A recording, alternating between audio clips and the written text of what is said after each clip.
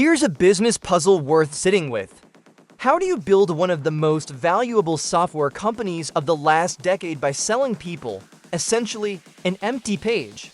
No pre-built features they can't live without, no single killer function. Just a blank canvas and a set of building blocks, handed to users with the unnerving instruction, here, build whatever you want, by every conventional rule of software design. That should fail. Confused users leave, blank pages don't convert, and yet Notion grew into a product used by millions and valued in the billions, with a fan base that markets it for free out of sheer devotion. On this channel, we don't just review products, we take apart the strategy underneath them to see how they actually work as businesses. And Notion is a genuinely fascinating specimen because it broke several rules of software and won anyway while carrying real strategic risks that are worth understanding. So today, we dissect Notion, the counterintuitive product strategy, the growth engine that cost almost nothing, the business model underneath, and the vulnerabilities hiding in the model. No fluff, let's open it up. Part 1. The product strategy and why flexibility was a business decision, not just a design choice. Most software wins by being the best at one job. Notion did the opposite. It chose to be moldable rather than finished. And while that looks like a design philosophy, it's actually a shrewd business strategy for 3 reasons. First, one flexible product can serve 100 different use cases. A student uses it as a study system, a startup as a company wiki, a writer as a manuscript planner, a freelancer as a client tracker.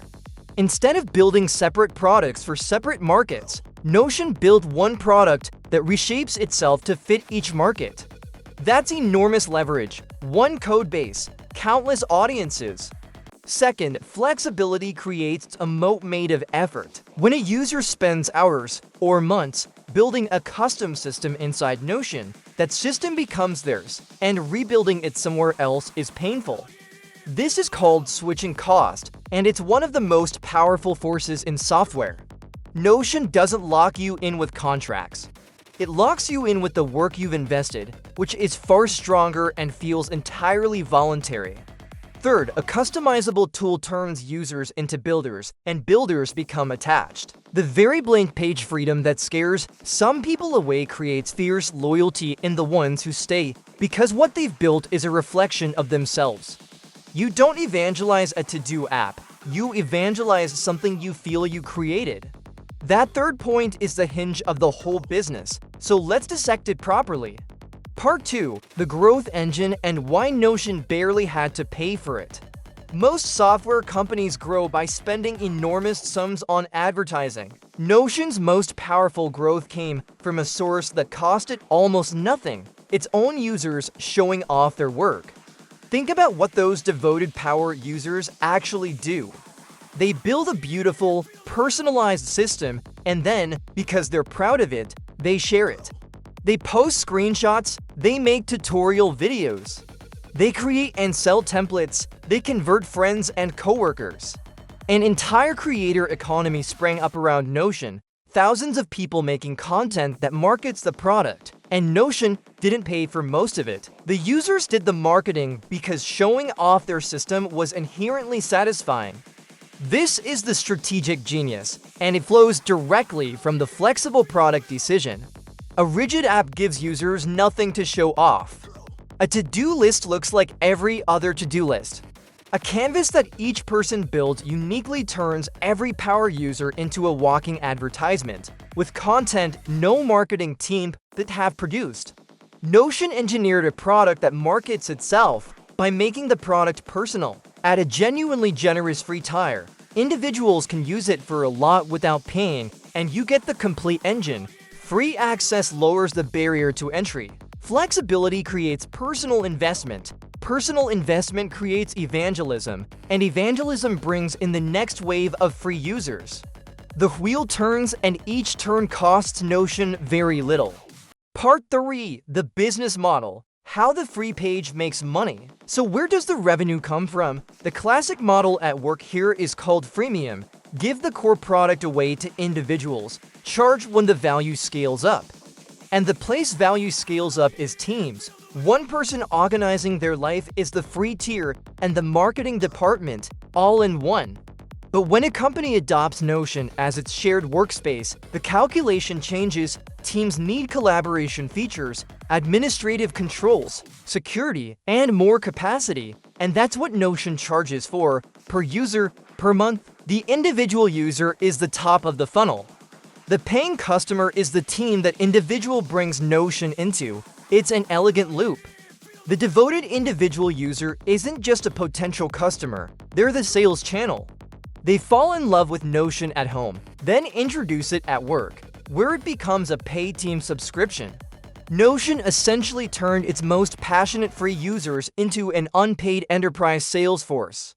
The free page, multiplied across millions of people, becomes a pipeline into paying organizations. Now the honest caveats, because Digital Dissect examines the vulnerabilities, not just the wins. Flexibility is a double-edged sword commercially. The same blank page freedom that creates devotion also creates a brutal drop-off. Many people who sign up never get to the moment because they don't get past the intimidation. A product that requires effort to love will always leak users at the top, and that's a permanent tax on Notion's growth. The moat has a modern threat. Notion's switching cost moat, all that invested effort, was built in a world where rebuilding a system was slow manual work. In an era of AI tools that can generate and migrate setups quickly, the pain of switching may shrink over time, and moats built on effort are only as strong as the effort required to leave. This is a genuine, live risk to the model, and it lives in a crowded, well-funded neighborhood. The all-in-one workspace idea is no longer novel. Large competitors and nimble startups are all circling the same space, and some target exactly Notion's weakness by being simpler and more opinionated. Notion's flexibility differentiates it, but flexibility is also imitable, and being the do-everything tool means competing on many fronts at once. None of these are fatal. All of them are real, and a serious dissection names them rather than ending on applause. Here's where I'll leave you. Notion is a case study in a counterintuitive truth. Sometimes the smartest business move is to build less and let the user build the rest. By shipping a flexible canvas instead of a finished tool, Notion turned one product into 100 use cases, turned its users into its marketing department, and turned personal passion into an enterprise sales pipeline, while spending a fraction of what its rivals spent to grow. The empty page wasn't a gap in the product, it was the product strategy. The thing that scares some users away is the exact thing that makes the rest evangelize, invest, and pay. That's not an accident, that's a business model disguised as a design choice. If this teardown was your kind of thing, the next one on your screen dissects a company that grew the opposite way by making every decision for the user and the strategic trade-offs that came with it. It's linked below with the full teardown library. Subscribe to Digital Dissect, where we take apart how digital products actually work every week. And tell me in the comments, what product should we dissect next? The ones that look simple on the surface usually have the most interesting machinery underneath. See you in the next dissection.